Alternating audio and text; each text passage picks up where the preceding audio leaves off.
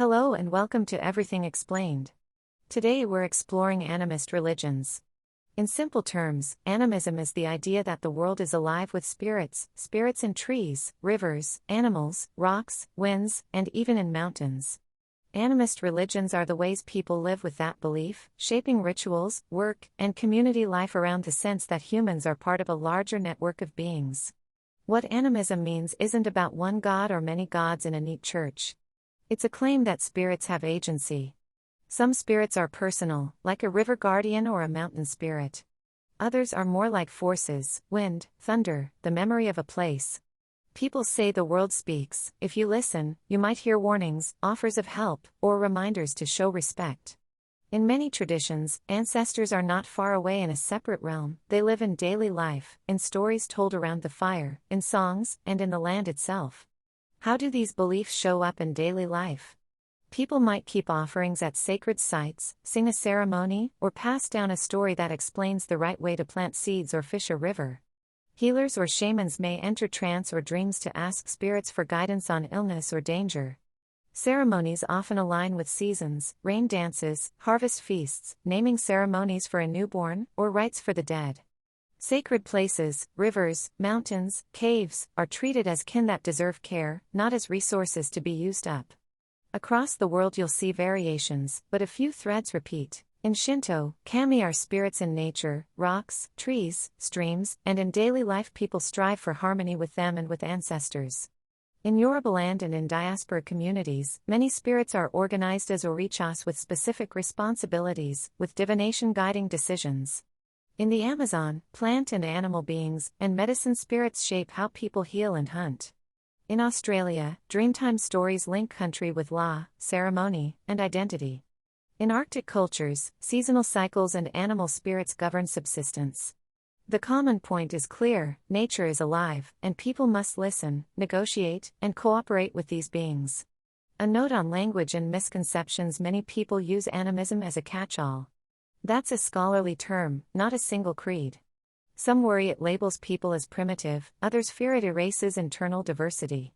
In truth, animism describes a powerful way of seeing relationships, humans, spirits, and the land bound together by duties and reciprocity.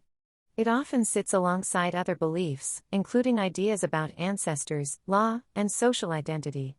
So while the label helps us study these worlds, it doesn't capture every nuance of any one tradition.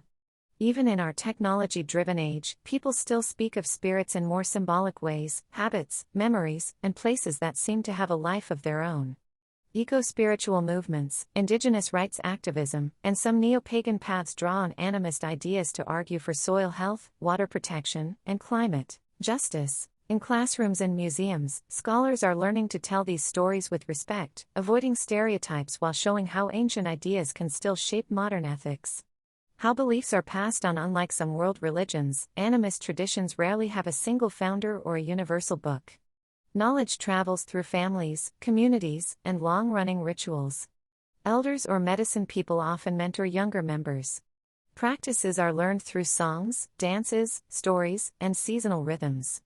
Because beliefs vary by place, you see a kaleidoscope of practices, yet a shared idea persists: the world is living, and humans have duties to it and to their kin. Why talk about animism today? Some people think it's a relic. In many places, these beliefs stay vibrant, adapting to modern life while keeping ties to land and ancestors. Outside indigenous contexts, people also explore animist ideas through eco-spiritual movements and neo-pagan paths that celebrate nature's agency. The term animism is a scholarly label that helps us study a family of beliefs. It's not a single creed, nor a one-size-fits-all system. Conclusion: so, what's the takeaway? Animist religions offer a way to see the world as alive and interconnected, with spirits that demand respect and reciprocity. They're practical, local, and deeply rooted in place. They remind us that belief isn't just in ideas, it's in daily acts, how we treat rivers, forests, people, and future generations. If you picture a world where every tree, stream, and hill speaks back to you, you're touching the heart of animist thinking. A quick guide for listeners. If you're curious about whether a tradition you know is animist, look for three things. First, a sense that the natural world is alive with personalities or forces. Second, ritual practices that honor those beings, offerings, songs, or reverence for sacred places. Third, a social life that centers around kinship, ancestors, and place rather than a single holy book. Remember too that many communities blend animist ideas with other beliefs, so the lines aren't always sharp. Respect helps us learn. Until next time, may curiosity guide you, and may the world keep speaking back, every day.